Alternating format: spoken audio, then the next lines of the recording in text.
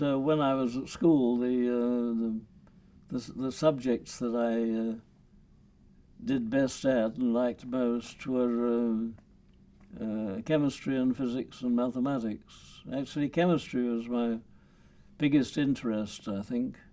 But there was a teacher there with a very strong personality, Cyril T. Lear.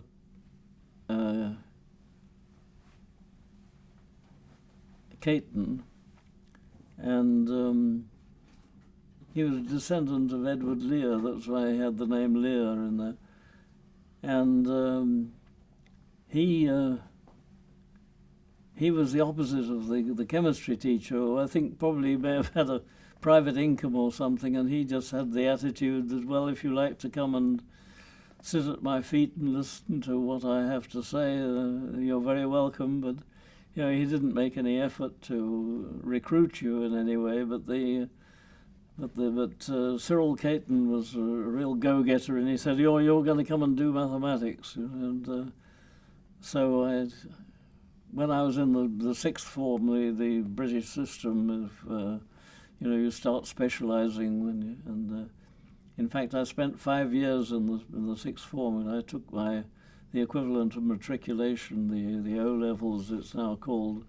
I was only 13, and so I spent 5 years in the sixth form, and after the first year, I was doing of the 36 periods in the week, I was doing 18 mathematics and 6 physics.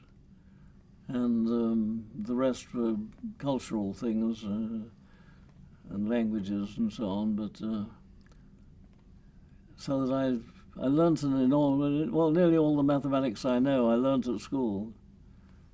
I'd gone through halfway through Piaget's differential equations, and I knew all about Lagrange multipliers and all sorts of things.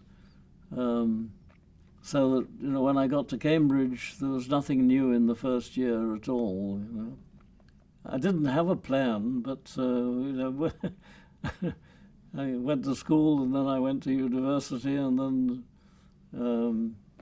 I was supposed to find a job. And in those days, the only jobs for mathematicians were either to teach, as I did, or a few people went into actuarial work and spent several more years taking exams and so on. Or you might wait 20 years and become the Astronomer Royal, but that was about the only jobs available to a mathematician in those days. Very, very few people stayed on to do research, and I didn't quite make it. John Conway and I both had second-class degrees.